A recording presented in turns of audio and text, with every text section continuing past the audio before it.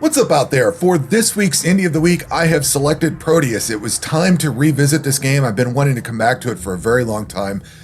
I saw this game on G-Man Live's channel in like a very early pre-release demo before they started their Kickstarter, and backed the game on Kickstarter back in 2019 because of that video. I thought the game looked phenomenal. It's very gory, very visceral. It's very much a boomer shooter Doom style game. Love everything about it, so I backed the game. In fact, my name is somewhere in this massive list of credits. I have no idea where it's at, but I backed it enough to get the game and get my name in the credits. There's a few other levels, like you could get your name on this wall that was really cool. I spent a chunk of time looking for my name on the wall and then realized I didn't back it high enough to get my name on there. And there was also like a 3D hologram you could get of your face in the game. I kind of wished I'd have backed it at a higher level. This is one of those very successful Kickstarters that you just love to see happen. It came through, succeeded, very successful game, very well done, and it's what Kickstarter, early access, that type of thing should be. So, this game was developed by Bounding Box Software, published by Humble Games. It was released into full 1.0 in September 23rd, 2022. It is currently priced at $24.99. It should go on sale here and there periodically. Like I said, I backed this in 2019, and another kind of interesting thing about this is this was, the music on this was developed by Andrew Hulshult, which, if you've played Doom Eternal, Mick Gordon did the original soundtrack for the Doom Eternal game itself, but there was a falling out between him and id Software that created Doom Eternal. They brought in Andrew Hulshult after that to do, I think the first DLC. I don't remember if there's any other DLC. Doom Eternal's a weird game for me. I didn't like it all that much. The constant weapon swap, trying to figure that whole thing out. I'm more of the type of person that I just want to pick one gun, use it until I run it dry, and then pick another gun. I don't like that constant weapon swap. So I didn't bother to go into the expansion on it, unfortunately. But I do know that Andrew Hulshult did the music on this and the DLC for Doom Eternal. So there's a lot of cool things about this game. This is an excellent game. So it is an old school FPS just like Doom. There is multiplayer. I haven't messed with it. I don't care about multiplayer in games like this. There's a level editor if you care about that, and there is a community workshop. So let's dive in and check out the game. So when you start the campaign, you start in a level that you basically run through and then get dumped down into this, which is a bunch of little nodes. What you have to do is go complete each node. There's like a rune or whatever this thing is called that you have to collect, and you have to collect enough of these to unlock certain areas. So there's still an area, I guess I just unlocked it over here. But once you, there's a locked area over there. So once you've collected enough runes, it will unlock that area. There's also a little shop over here, so there's like gold or fuel, whatever you want to call this. It's fuel, I guess, but it's little gold bars. You can go into this shop. This isn't like a DLC shop or skin shop or anything like that. It's an in-game store. It's not got any paid currency or anything weird like that. You just collect up this gold stuff, and once you've got enough of this, you can go into this little shop and buy things like the super shotgun, which is what I bought with the gold that I had collected up until this point. I've only got 3 gold right now down here. I've got 8 runes and 3 gold. So as you complete levels, you'll collect runes, which unlocks other parts of the game. And I feel like there's a lot of other games that do progression like this. Like there's a BMX game or something like that that has progression along this line. So it's not uncommon to find this in a lot of games that have a mapping system kind of like this. I don't know, I'm kind of drawing a blank on that, but I've ran into this in a lot of other situations, not just shooters, but like in Doom, you would just go to the next level. This one actually has a mapping section where you move around and go into particular levels. There's a lot of replayability with this because you can go collect more gold. I've only got 3 of the 8 bars out of this section, so there's a lot of secrets and things like that. There's also these trials. I hate trials, time trials and stuff like that. I'm not a fan of those, so I don't particularly care about them all that much, and that was kind of one of the worst parts of the newer Doom games. I'm not a fan of that. Some trials are okay, shooting things in a certain amount of time or something like that's fine. When they start timing things or making you jump all these places, I drop out. I hate it. So you've got like your standard Doom key cards, red key cards, green key cards, things like that. You'll have to find sometimes. Some of these levels are big, expansive levels. Like if you go into this Memoriam fight here, This, and I don't know if, I don't think this is a backer level or not, a backer specific level, but this has a wall with backers' names on it. It's very cool to go in and do, but it's one giant fight. A lot of these other levels are sprawling, and some levels are straightforward. You got to run from point A to point B. Some levels, I don't think there's a lot of backtracking. I don't feel like I've had backtracking so far. I feel like everything's just continuing forward, but there's a lot of level variety, so they're not all the same. Like the original Doom and Doom 2 was a lot of linear. You start here, go through the hallways, and you're done. Maybe you move around a little bit left and right. Branching a little bit was probably be the better word, is to go get different key cards and stuff like that. This has a lot of variety to it. And if we go into this level here, I think this one, I think I've played this before. Back when it was on early access. I think this one sounds familiar. There's some new levels. There's levels I've ran into that are very new. There's some that are older levels that I've played. Like I said, there was some of this stuff was generated during early access. So you have alt fire on your weapons, should you choose to use that. If you hold the middle mouse button, you're going to get this basically a selector wheel to choose between. If you press like the 1 key, you're going to get fists. If you press 2, you're going to get a pistol, which is single shot, or burst fire. There's a reload mechanic, which I'm still not sure how I feel about reload. There's little submachine guns. You're going to get burst fire from left or right, or you can hold both down and get burst fire there. There's a minigun, nice chunky minigun. You've got your regular shotgun with like a charge shot. Then you've got a super shotgun that's got 4 shots, or a quad shot that fires 4 chunks out, or 4 bullets in one. So what's better than a double barrel? A quad barrel. You've got I don't have enough here to really show this off, but there's a grenade launcher, there is a rocket launcher, and then somewhere over here there is this thing, which is like a Gauss rifle or whatever. I'm kind of partial to the shotguns. That's basically what I roll with. In this style of game, I don't know, just single shots are good.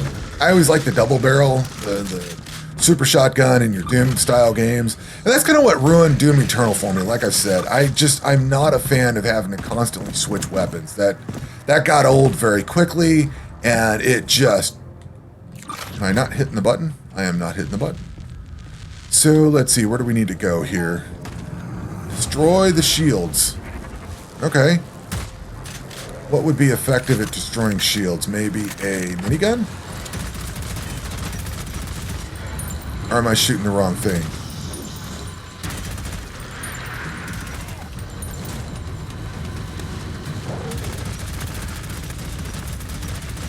I love how visceral and chunky this thing is.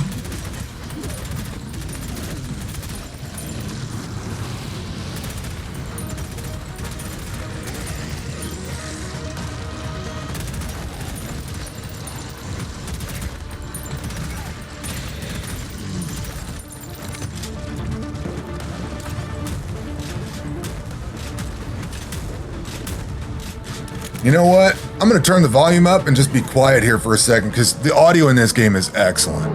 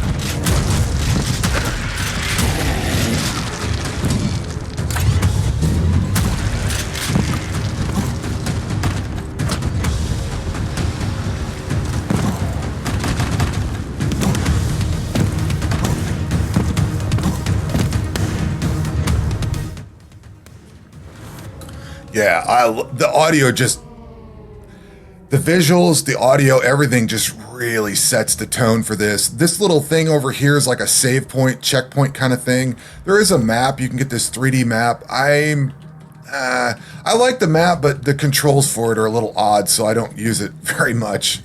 Let's see, where do we need to go here? There's a lot of little secrets you can get in here. Is this where we've already been? No, we gotta go this way.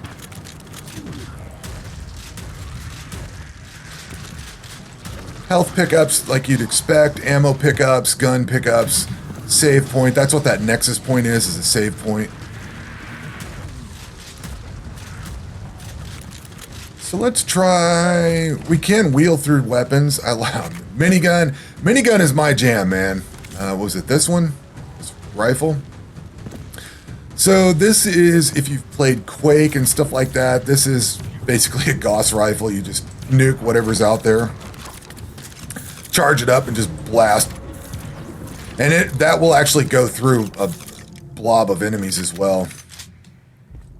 But like I said, I just usually pick up one gun and start using that, and that's kind of where I roll. I hear something.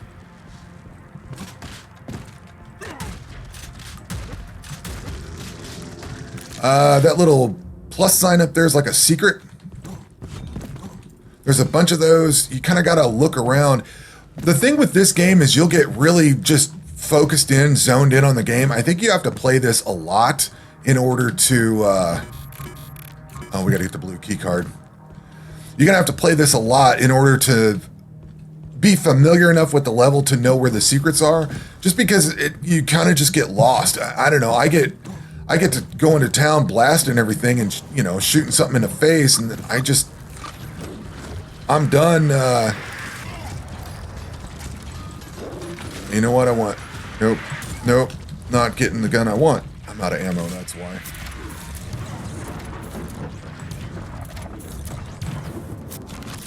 Is that not doing damage? Should be. I thought it would be doing more damage. Oh, kill that thing. You know what? No. Let's just mow it down with a minigun. Solve all our problems with ammo superiority. I love a good minigun. At first I was kind of turned off with this minigun because it is a little bit slower shooting. It is a little chunky, and I don't mean that in a bad way.